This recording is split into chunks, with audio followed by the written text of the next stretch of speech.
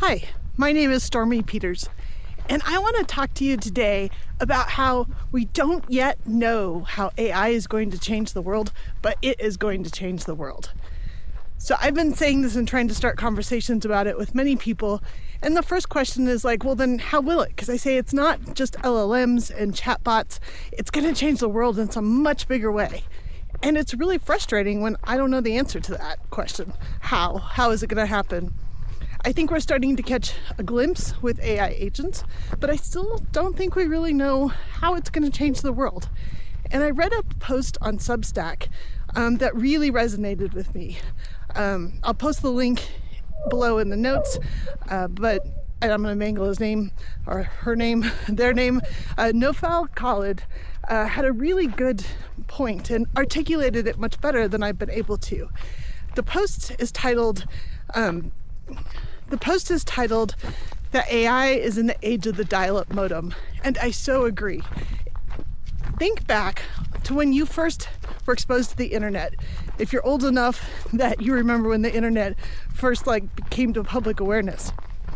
I remember my first reaction was through Usenet. It was when exposed to Usenet groups, and my first reaction was actually, wow, this is a great way to waste time, because I ended up asking about how to care for turtles in a Usenet group.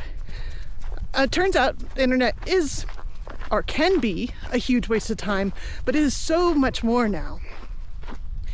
And then when I was exposed to Twitter, I had the exact same reaction. Wow, this can be a great way to waste a lot of time. And I had to remind myself that that was also my first reaction to the internet. Or think back, if you're old enough, to when you first got a cell phone. My first cell phone was this really cute little flip phone, I think it was a Motorola flip phone, and all it did was make phone calls. And I thought it was amazing. I thought it was changing the world because you could call anyone from wherever you were. And I remember my dad getting upset that I didn't answer my cell phone, and I was like, well, Dad, it's for me to be able to call you, not for you to call me. And now our cell phones do so much more and have changed our lives in so many different ways. And I don't even usually use mine to make very many phone calls at all, but I use it all day long.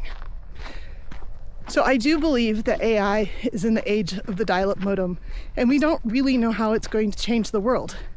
In the article, the Substack article, the author goes on to share that back when the internet first came out, we never would have imagined Airbnb and sleeping in a stranger's house, or calling a rideshare and getting into a car with a stranger. We didn't imagine those use cases. So I challenge you to think about AI and think about how it's going to change the world.